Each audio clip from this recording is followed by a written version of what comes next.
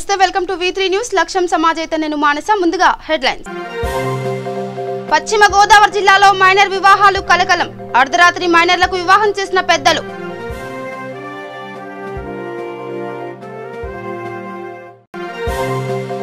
కర్నూలులో లాంఛనంగా వైఎస్ఆర్ జలకల ప్రారంభోత్సవం జెండా ఊపి ప్రారంభించిన ఎమ్మెల్యేలు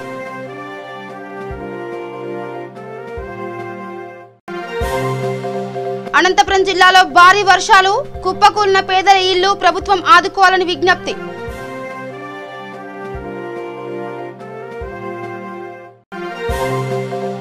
విజయనగరం ఏజెన్సీ ప్రాంతంలో ఏనుగుల గుంపు హల్చల్ పట్టించుకోని అటవీశాఖ అధికారులు భయాందోళనలో గ్రామస్తులు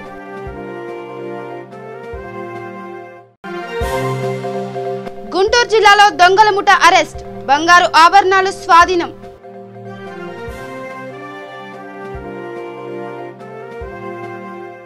ఇక డీటెయిల్స్ కెళ్తే పశ్చిమ గోదావరి జిల్లా ద్వారకా తిరుమల మండలం పాములవారిగూడెంలో మైనర్ వివాహాలు కలకలం సృష్టించాయి.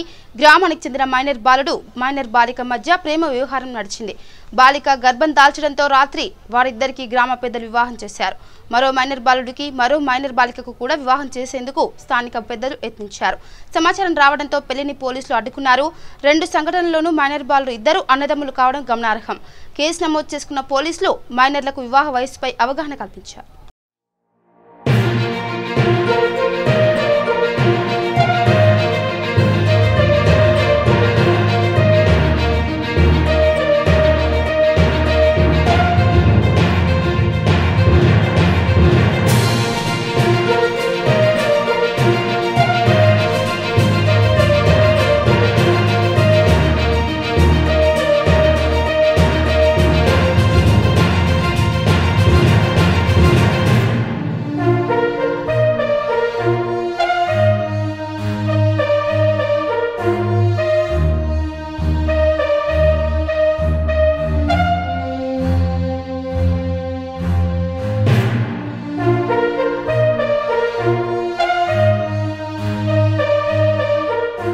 ఇక కర్నూలు ఎస్టీబీసీ కళాశాల గ్రౌండ్స్ లో వైఎస్ఆర్ జలకల పథకాన్ని లాంఛనంగా ప్రారంభించారు ఎమ్మెల్యేలు.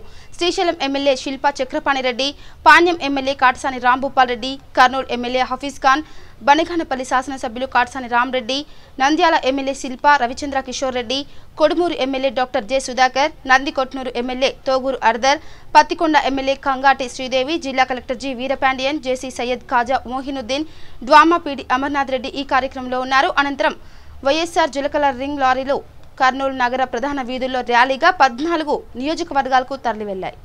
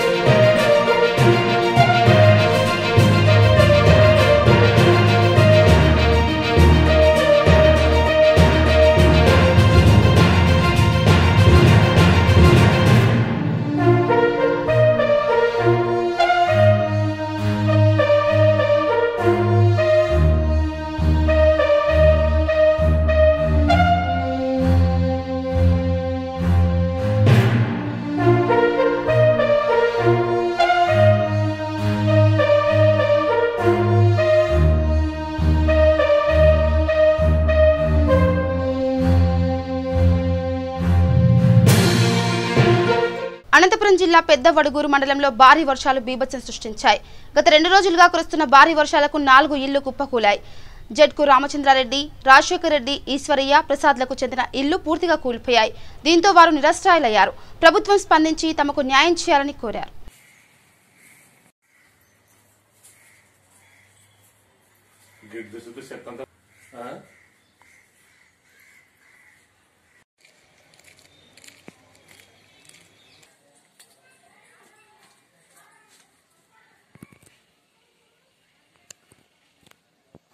భారీ వర్షాలు కురిసిన వల్ల మా ఇండ్లు కూలబడింది. మాకేందో ఆర్థిక సాయం చేసి ఇండ్లు శాంక్షన్ చేసి ఏదో మాకు కల్పించండి. మేము బయట ఉన్నాము, దాని నుంచి అద్దెలోకి వచ్చి ఇరగబడింది. ఒక పక్క ఇరగబడలేదు, ఒక పక్క ఇరగబడిపోయింది. చూడు, మాకు ఎడా తడుపు లేకుండా భారీ వర్షాలు కురుస్తున్నాయి. ఇందువల్ల మాకు ఇళ్ళన్నీ పడిపోతున్నాయి. మాకేమైనా ప్రభుత్వం ఏమైనా ఆర్థిక సాయం చేస్తుందా చేయదా? మాకు అంత కష్టాలు ఉన్నాము. మాకు చేనులు వర్షాలు వచ్చి చేనులన్నీ నీళ్ళు పట్టుకున్నాయి. యాదోటి మాకు ఆర్థికంగా సాయం చేయాల ప్రభుత్వానికి డిమాండ్ చేస్తున్నాను. జడ్జి రాజశేఖర రెడ్డి. ఈ వాన ఎక్కువైన వల్ల ఇంట్లో ప్రమాదం ఉంది, కూలే ప్రస్తుతంగా ఉండకని మేము అద్దెంట్లో ఉన్నాం, అద్దె కట్టుకుంటున్నాం. అదే ఎక్కువ ప్రమాదకారంలో ఉండే పరిస్థితి తప్ప వానలు ఎక్కువయ్యే కొద్దీ ప్రమాదం ఉందని మేము కోర్టులో అద్దెకుంటున్నాం. ఇది చర్యలు గవర్నమెంట్ తీసుకోవాలా మాకు తెలియజేయడం. జగన్మోహన్ రెడ్డి సహాయం నష్టపరిహారం చెల్లించాలి. ఇక ఒకవైపు దేశమంతా కరోనా భయంతో వణికిపోతుంది. కానీ ఏపీలోని విజయనగరం ఏజెన్సీ ప్రాంతంలో ఏనుగుల గుంపు హల్చల్ చేయడంతో గ్రామస్తులు భయాందోళనకు గురయ్యారు. కొమరాడ మండలం ఇటిక గదబవలస గ్రామంలో ఏనుగుల సంచారంతో రైతులు భయపడిపోతున్నారు. ఓ పక్క కరోనా వైరస్ అలజడి, మరో పక్క ఏనుగుల గుంపు బీభత్సంతో గ్రామస్తులకు కంటి మీద కునికే కరువైంది. అటవీశాఖ అధికారులు పట్టించుకోకపోవడంతో గ్రామస్తులే స్వచ్ఛందంగా ఏనుగుల గుంపును తరిమివేస్తున్నారు.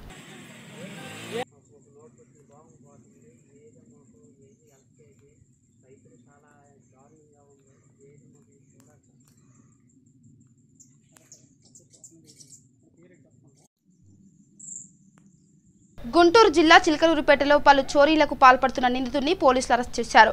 అబ్దుల్ అనే వ్యక్తి ఇంట్లో జరిగిన చోరీ కేసుపై దర్యాప్తు చేపట్టిన పోలీసులు ఓ నిందితుడిని అదుపులోకి తీసుకోవడంతో పాటు చోరీ చేసిన బంగారు ఆభరణాలు స్వాధీనం చేసుకున్నారు.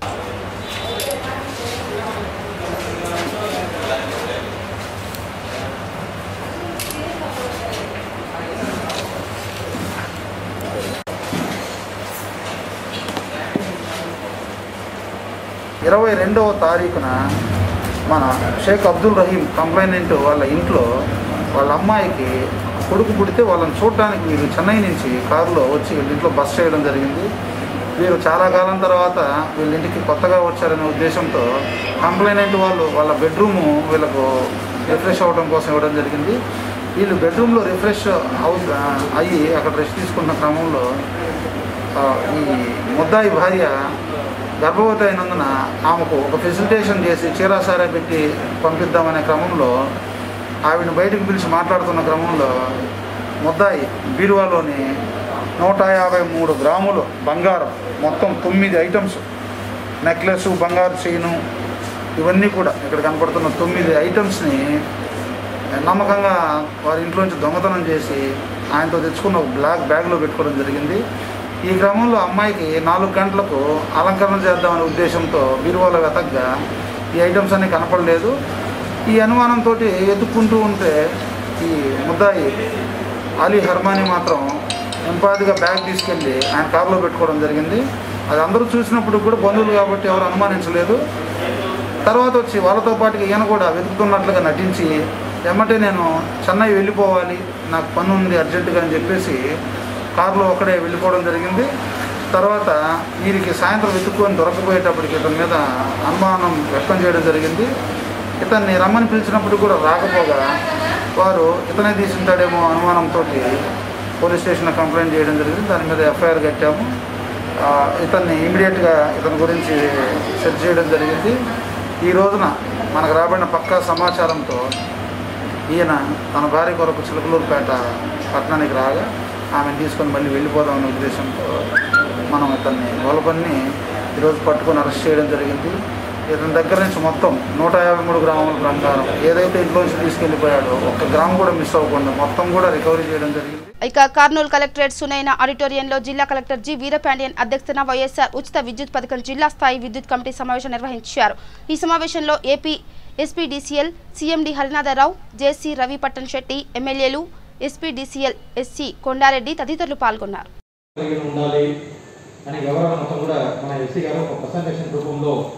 మీ అందరికీ తెలియజేయడం జరుగుతుంది. నుంచి వాళ్ళు తయారు చేసిన కార్యాచరణను చూస్తే, వాళ్ళు తయారు చేసిన నిబంధనలను మొత్తం చూస్తే మీకే అర్థమవుతుంది, పూర్తి అవగాహన అవుతుంది. ఈ అవగాహనతో మళ్ళీ మండలాల్లో కూడా ఈ రవాణా సంస్థలు పెట్టమని చెప్పేసి ఆల్రెడీ జిల్లా యంత్రాంగం తరఫు నుంచి ఆదేశాలు ఇవ్వడం జరిగింది. సెక్రటేరియట్ స్థాయిలో కూడా దీన్ని వాళ్ళకి అవగాహన కల్పించాలని చెప్పేసి కూడా చెప్పడం జరిగింది. మళ్ళీ గ్రామ సభ కూడా పెట్టమని చెప్పేసి చెప్పడం, అందరికీ కూడా అవగాహన ఉంటే దీన్ని ఎక్కడ కూడా ఎలాంటి కన్ఫ్యూషన్ లేకుండా మనం అమలు చేయాల్సి. ఎందుకంటే కొంతమంది దాన్ని సరిగా అర్థం చేసుకోకుండా ఈ పథకం గురించి రకరకాల అర్థాలు పుట్టించుకుంటూ ఉంటున్నారు. సో అలాంటి కన్ఫ్యూషన్ అనేది ఉండకూడదు, ఒక్కొక్కరు విధంగా చెప్పకూడదని చెప్పేసి పూర్తిగా మీటర్ పెడతాం అన్న ప్రతిపాదనతో ఈరోజు రాష్ట్ర ప్రభుత్వం ఆదేశాల మేరకు ప్రతి డిస్కౌంట్ కూడా ఈరోజు సమాయత్తం అవుతుంది. ఈ సమాయత్తం అయ్యే క్రమంలో ఈరోజు రాష్ట్రంలో ప్రజలందరిలో అనేక సందేహాలు ఉన్నాయి. ఈ సందేహాలు తీర్చడానికి ఇందాక జిల్లా కలెక్టర్ చెప్పినట్టుగా రకరకాల కమిటీలు వేయడం జరిగింది. ఆ రకరకాల కమిటీలు జిల్లా కమిటీ, రెవెన్యూ డివిజన్ కమిటీ, మండల కమిటీ, అలాగే గ్రామ కమిటీ ద్వారా ఈరోజు రైతుల్లో అవగాహన కల్పించి ఈ పథకం సక్సెస్ఫుల్గా జరగడానికి అన్ని చర్యలు తీసుకుంటున్నామని చెప్పేసి ఈ సందర్భంగా నేను తెలియజేస్తున్నాను. దీనిలో ముఖ్యంగా ఈరోజు మనం ఈ రాష్ట్రంలో చూసామంటే 17,50,000 పంప్సెట్స్ ఉన్నాయి. అలాగే ఈ ఎస్పీటీసీ పరిధిలో ఈ 5 జిల్లాల పరిధిలో చూసుకుంటే ముఖ్యంగా 11,00,000 పంప్సెట్స్ ఉన్నాయి. కాబట్టి ముఖ్యంగా ఈ రాయలసీమ ప్రాంతం నెల్లూరు జిల్లా పరిధిలోకి వచ్చే ఈ డిస్కామ్లోనే పంప్సెట్స్ ఎక్కువ ఉన్నాయి. కాబట్టి మేము దీన్ని చాలా ప్రతిష్టాత్మకంగా తీసుకోవాల్సిన అవసరం వచ్చింది. దీన్ని విద్యుత్ వాడకం చూసామంటే ఈరోజు ఇక కరోనాను నివారణకు ప్రభుత్వ వైద్యాధికారులు, మున్సిపల్ అధికారులు సంయుక్తంగా కోవిడ్-19 పరీక్షలను వేగవంతం చేసేందుకు గాను చర్యలు చేపట్టారు. ఇందులో భాగంగానే గుంటూరు జిల్లా బాపట్లలోని 6వ వార్డులో కరోనా పరీక్షలు నిర్వహించారు. వార్డు ప్రజలు తమ ఆధార్ కార్డును పొందుపరిచి వాలంటీర్ల పర్యవేక్షణలో కోవిడ్-19 పరీక్షలు చేయించుకున్నారు. అయితే వాలంటీర్ల సహాయకారంతో ప్రభుత్వ వైద్యాధికారులు పట్టణ ప్రజలందరికీ పరీక్ష నిర్వహించేందుకు గాను ఏర్పాట్లు చేసుకున్నారు. ఈరోజు బాపట్ల పట్టణం 29వ వార్డు పక్కనే ఉన్న ఎస్టీ కాలనీలో మాస్కులు ఇక్కడ ఉన్న నిరుపేదలకి మాస్కులు అందించడం జరిగింది. అలాగే ఈ బాపట్ల నియోజకవర్గంలో ఉన్న అన్ని ఎస్టీ కాలనీలో ఉన్న ప్రజలకి మాస్కులు ఇవ్వాలని చెప్పి గతంలోనే పెద్దలు గవర్నర్లైన ఎమ్మెల్యే గారి ఆధ్వర్యంలో ఆయన పిలుపుగా ఇవ్వాలనే ఉద్దేశంతో నియోజకవర్గంలో ఉన్న ఎస్టీ కాలనీ మొత్తానికి మాస్కులు అందించడం జరుగుతుంది. అలాగే మెయిన్గా బాపట్ల ఉన్న ప్రజలందరికీ కూడా తెలియజేసేది ఏంటంటే, మన ఒక గ్రామంలో మన ఒక వార్డులో ఎవరికైనా కరోనా వచ్చుంటే, ఎవరికైనా పాజిటివ్ అనేది వచ్చుంటే వాళ్ళని కొంచెం ధైర్యం పరచండి. వాళ్ళని ఇబ్బంది పెట్టాల్సిన పరిస్థితుల్లో ఈ వ్యాధి గురించి మనం రకరకాలుగా మాట్లాడి వాళ్ళని ఇబ్బంది పెట్టే కన్నా కూడా వాళ్ళని కొంచెం ధైర్యం పరిచితే చాలు. మనం ఇది ఒక జనం లాంటి ఒక వైరస్, దీన్ని ఏదో పెద్ద ఒక వ్యాధిలాగా అని చెప్పేసి ఆ వచ్చిన వాళ్ళని మన గ్రామాల్లో ఉన్న ఆ వ్యక్తులను ఇబ్బంది పెట్టే కన్నా కూడా కొంత వాళ్ళకి మనం ధైర్యం పరిచితే, ధైర్యం అనేది చెప్తే ఆ వ్యాధిని కూడా వాళ్ళు బలపరుచుకొని ఆ వ్యాధి వచ్చిన వ్యాధిని కూడా పోగొట్టుకోవడానికి అవకాశం ఉంది. అందుకని ఎవరికైనా జ్వరమైన, దగ్గైన, తుమ్ములైన వస్తే తప్పకుండా ఉదయాన్నే వేడి నీళ్ళు తాగండి, ఉదయం సాయంత్రం ఆవిరి పట్టండి. తప్పకుండా ఇది ఒక 14 రోజులు ఇంట్లోనే ఉండి 14 రోజులు పాటిస్తే తప్పకుండా ఈ వైరస్ అనేది మనం పోగొట్టేస్తాం కూడా. అందుకని ఈ వైరస్ వచ్చిందని చెప్పేసి దీనికి ఎంతో భయపడిపోయి వీళ్ళని గుడి పెట్టాల్సిన పరిస్థితి చేయవద్దని చెప్పి కూడా ప్రజలందరూ కూడా తెలియజేస్తున్నాను. ఇక పశ్చిమ గోదావరి జిల్లా నిడదవోలు మండలం విఘ్నేశ్వరంలో రోడ్డు ప్రమాదంలో 2 మృతికి కారణమైన రోడ్డు గుంతలను దళిత ప్రజావేదిక రాష్ట్ర అధ్యక్షులు చోళ్ల రాజు ఆధ్వర్యంలో తమ సొంత ఖర్చులతో పూడ్చివేశారు. ఇప్పటికైనా ప్రభుత్వం చొరవ తీసుకుని రోడ్డు ప్రమాదాలకు కారణమవుతున్న రోడ్లను మరమ్మతు చేయాలని కోరారు. ఈ కార్యక్రమంలో దళిత ప్రజావేదిక సభ్యులు పాల్గొన్నారు.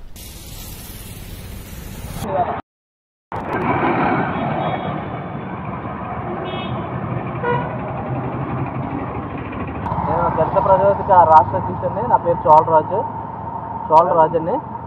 రాత్రి 26 సంవత్సరాలు కూడా ఉండవండి 2 యువకులు మద్దూరు ఎక్కడ రాజమండ్రి పెళ్లికెళ్ళి వస్తూ ఉంటే ఈ మన పెట్రోల్ బంక్ సమీపంలో గోతులో పడి వెనకాల వచ్చి లారీ గుద్దేసి 2 మరణించారండి.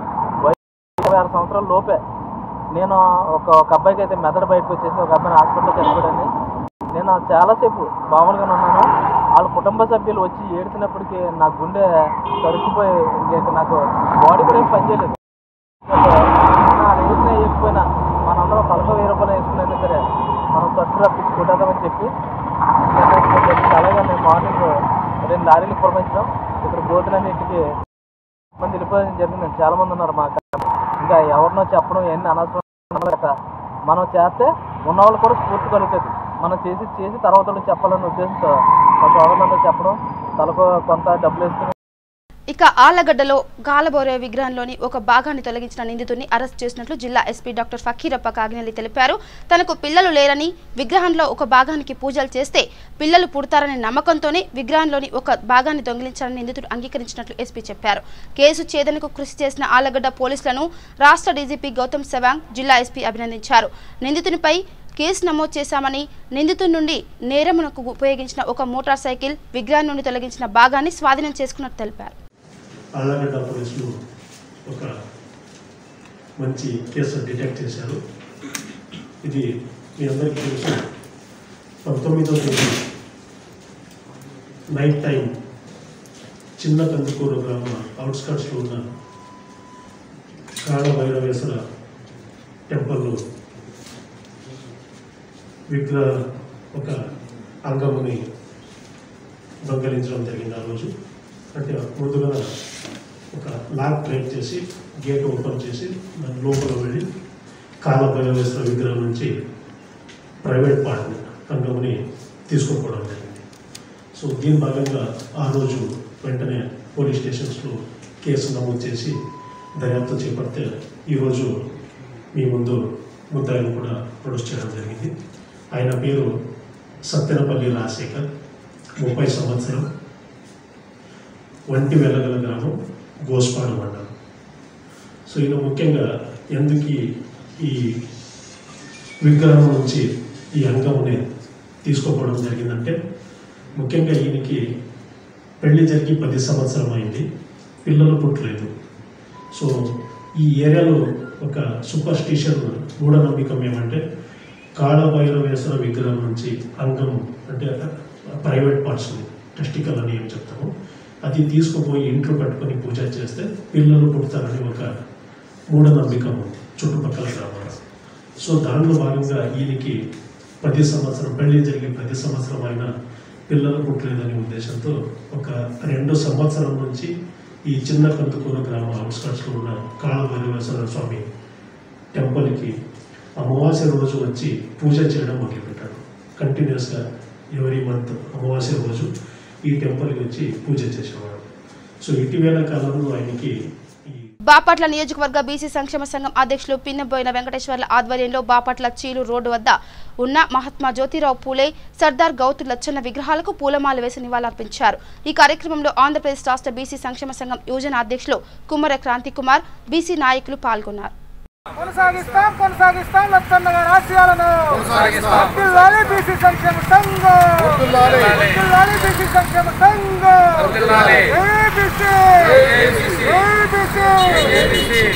ఇక కర్నూలు జిల్లా తెలుగుదేశం పార్టీ కార్యాలయంలో నూతనంగా ఎంపికైన జిల్లా పార్లమెంటరీ అధ్యక్షులు సోమిశెట్టి వెంకటేశ్వర్లు మీడియా సమావేశం నిర్వహించారు. తనపై నమ్మకంతో పార్లమెంట్ అధ్యక్ష పదవికి అవకాశం కల్పించినందుకు పార్టీ అధినేత చంద్రబాబు నాయుడుకి ధన్యవాదాలు తెలిపారు. అదేవిధంగా వైసీపీ ప్రభుత్వంపై పోరాటాన్ని కొనసాగించటకు నుంచి మంచి అవకాశంగా భావిస్తున్నానని ఆయన అన్నారు. ప్రభుత్వం కరోనా కట్టడిలో విఫలమైందని, రాష్ట్రంలో రైతుల పరిస్థితి అయోమయంగా మారిందని పేర్కొన్నారు.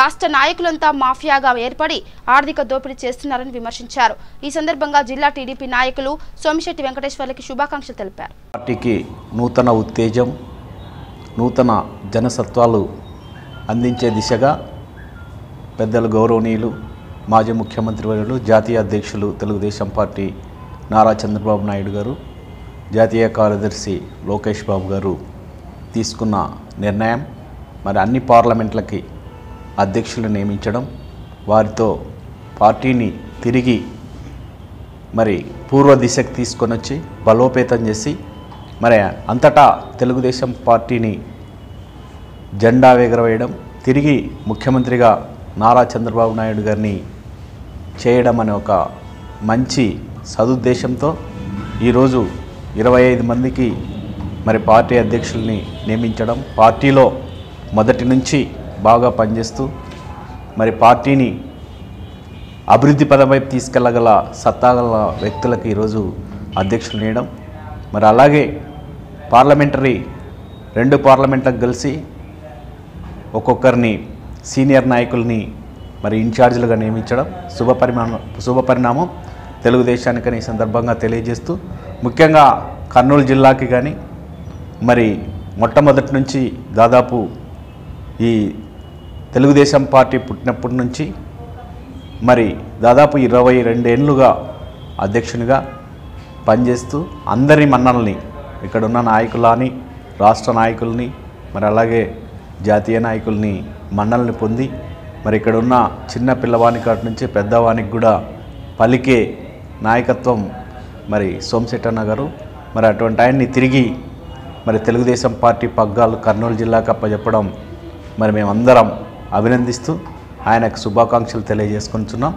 అట్లాగే మా జిల్లాలో మరి మరొక పార్లమెంటు నంద్యాల పార్లమెంటు, దానికి కూడా ఒక మంచి నాయకుడిని గౌరి వెంకటరెడ్డి గారిని నియమించడం శుభపరిణామం.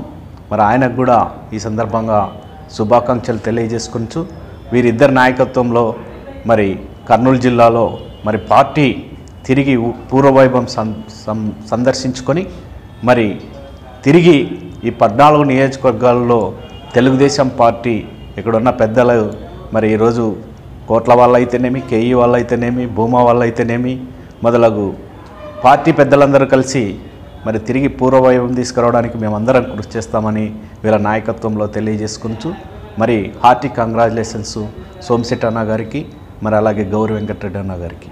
Thank you. పశ్చిమ గోదావరి జిల్లా నల్లజర్ల మండలం నల్లజర్ల గ్రామంలోని ఆంజనేయ స్వామి వారి దేవాలయంలో 2 గుర్తు తెలియని వ్యక్తులు హుండీని ధ్వంసం చేశారు. తలుపులను పగలగొట్టి దేవాలయంలోకి ప్రవేశించి హుండీలో ఉన్న నగదు అపహరించారు. ఉదయం పూజారులు గమనించి దేవాలయ కమిటీ సహకారంతో నల్లజర్ల పోలీస్ స్టేషన్లో ఫిర్యాదు చేశారు. రంగంలోకి దిగిన పోలీసులు కేసు నమోదు చేసి విచారణ చేపట్టారు. సీసీ ఫుటేజీ ఆధారంగా దర్యాప్తు చేసిన పోలీసులు 2 నిందితులను అదుపులోకి తీసుకున్నారు. అయితే నిందితులు మైనర్ బాలురుగా పోలీసులు గుర్తించారు.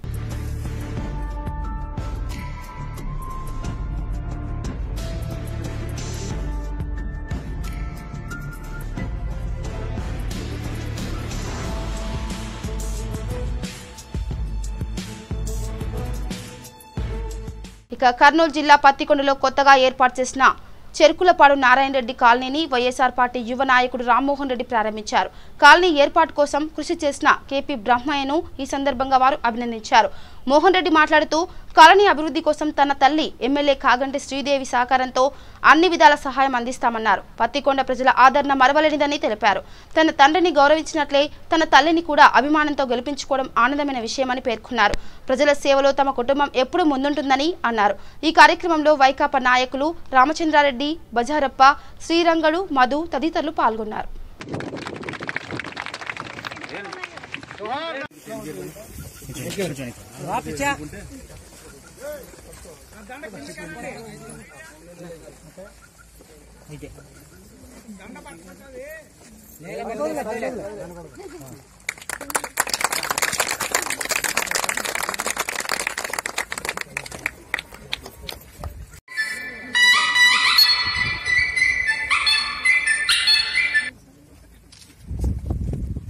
ఓకేనా?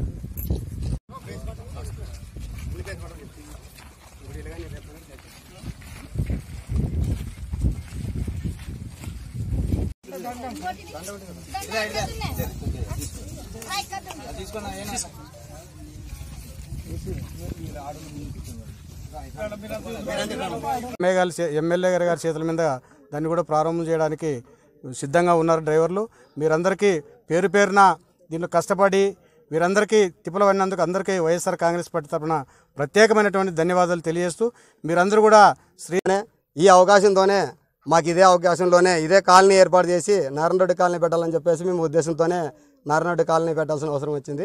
కాబట్టి అదేవిధంగా ఈ హౌసింగ్ కాలనీ చేయాలని చెప్పేసి వాళ్ళ ద్వారా ప్రభుత్వం ద్వారా అవకాశం ఉంటే మాకు సాయం చేయాలని కోరుతూ ఈ సీసీ రోడ్లు అయితేనేమి, కరెంట్ అయితేనేమో, నీళ్ళ అవకాశం అయితేనేమో ఇవ్వాలని చెప్పేసి ఎట్లయినా కానీ సాయం చేయాలని కోరుతూ ఈ అవకాశం ఇచ్చిన పెద్దలందరికీ ధన్యవాదాలు. ఈరోజు నాన్న పేరు గుర్తు పెట్టుకోవడం చాలా సంతోషం. ఇలాగనే అమ్మ కూడా ముందుకు వస్తుంది. మీ ఆశీస్సులు ఉంటే అన్ని విధాలుగా ముందుకు పోతాం. అన్ని ఏ సమస్యలు వచ్చినా మేము ఇక్కడే అందుబాటులో ఉంటాము. మీకు ఎప్పుడు వచ్చినా ఏ సమస్య వచ్చినా అర్ధరాత్రి కూడా ప్రాబ్లంని ఖచ్చితంగా నేను అందుబాటులో ఉంటాను. ఎటువంటి భయం లేదు. ఎప్పుడు మీకు అందుబాటులో ఉంటాను. మీ ఆశీస్సులు మాకు ఎప్పుడు ఉండాలని కోరుతున్నాము. ఇక బులెటిన్ ముగించే ముందు హెడ్లైన్స్ మరోసారి. పశ్చిమ గోదావరి జిల్లాలో మైనర్ వివాహాలు కలకలం. అర్ధరాత్రి మైనర్లకు వివాహం చేసిన పెద్దలు.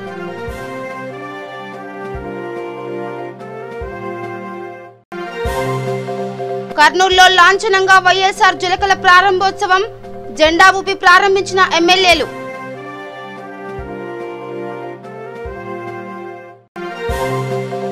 అనంతపురం జిల్లాలో భారీ వర్షాలు, కుప్పకూలిన పేదల ఇళ్లు ప్రభుత్వం ఆదుకోవాలని విజ్ఞప్తి.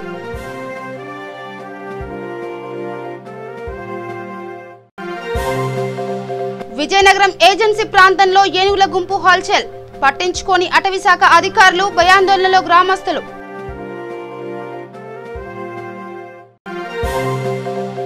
గుంటూరు జిల్లాలో దొంగల ముఠ అరెస్ట్, బంగారు ఆభరణాలు స్వాధీనం.